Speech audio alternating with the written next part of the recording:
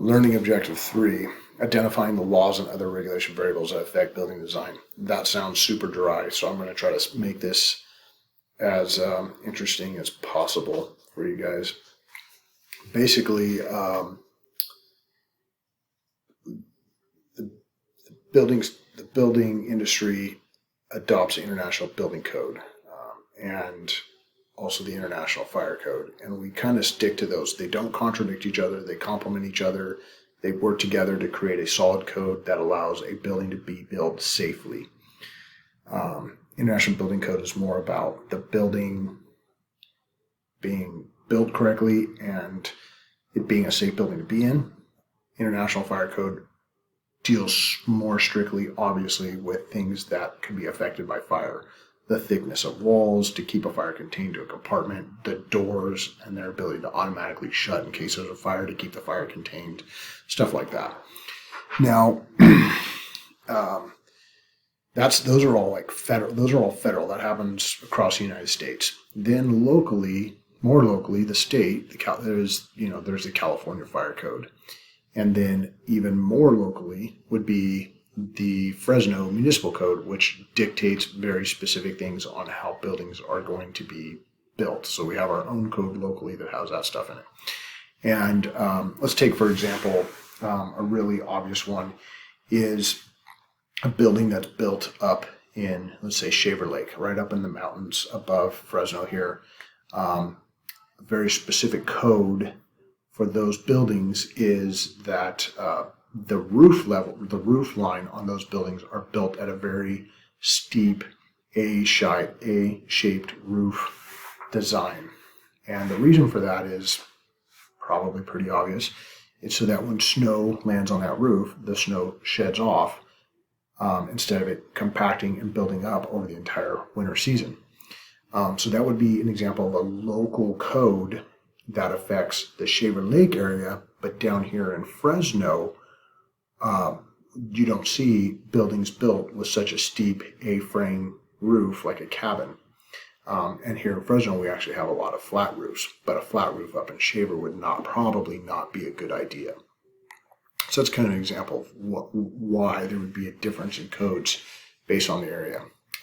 Another would be earthquakes in California versus tornadoes in the Midwest, or possibly flooding in another part of the country. And so every individual area knows what affects them, and so they make the codes more stringent in that area. Now here's a big one. Building codes impose restrictions on designers that may conflict with their creative intentions. A lot of designers like very large open areas that allow people to come in and be awed by the size of an opening. The problem is that large openings, for example, can allow smoke or fire to spread unchecked through a building. So one of the things that does happen is if a building does want to have a very large atrium, an example that would be our DoubleTree Hotel in downtown Fresno. It has a 8-story atrium that opens up inside the hotel. When you walk into the lobby, it opens up 8 floors and is a humongous room. And but in order for them to be able to do that, they had to add extra sprinkler heads, and they had to have a more robust fire protection system.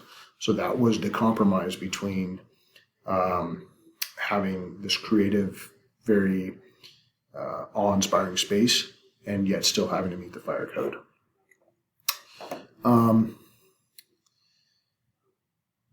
And this is a section that's talking about all of these ideas right here are geared towards making sure that fire does not run unchecked in buildings or contribute to fire spread. Let's see. There's another concept I wanted to cover with you. Oh, okay. So in the International Building Code, there's 5 building types, and we're going to go into this more in depth in Chapter 3. But types 1 through 5, fire resistive being the most fire resistive. Most of your high rises are built type 1.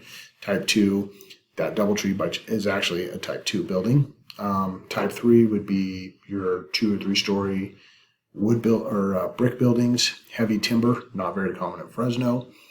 We'll get further into that. And wood frame is probably what most of us spend most of our time in, is wood frame buildings. Most of our houses, apartments, all that kind of stuff are wood frame, maybe even business offices. Here's example type 1. Type 2, once again, we're going to go through this more in depth in chapter 3. Here's a type 3 building. Here's your 2 or 3 story brick building. Type 4, and each one of these have their unique advantages and disadvantages. And then this is our type 5. This is what most of us live in. Let's see. One of the things that can happen is buildings, after they've served their purpose, maybe their purpose is now out of vogue, or we no longer use that technology, like old cold storage buildings. This one in particular has been turned into apartment buildings. That would probably require a very extensive remodel to make it safe enough for people to actually occupy.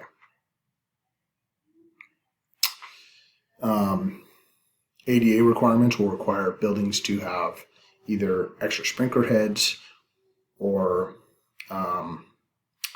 areas of refuge in buildings where there's access problems or egress problems where if they can't use the elevator, getting out of the building is going to be a challenge. So they may have to add extra sprinkler heads or may have areas of refuge, which is essentially an area that when you leave the floor, you can go out into a hallway where the stairway is at, and that area is large enough to kind of hold several people for a period of time until the fire department can get up and either make it safe or get those people out.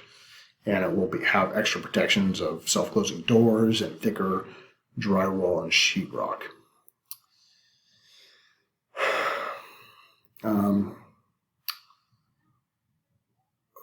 Learning objective 4,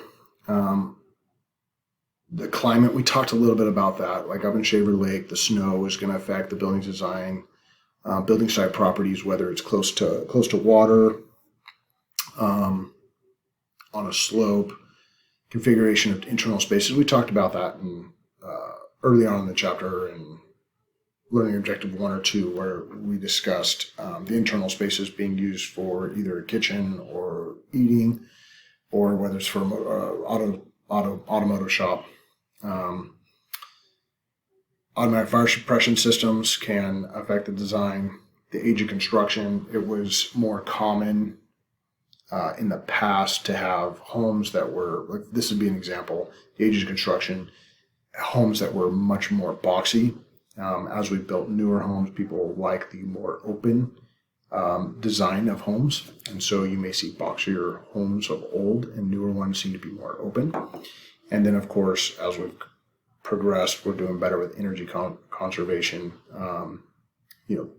double pane, triple pane windows, more insulation in the attic, more insulation in the walls, higher efficiency furnaces and air conditioners.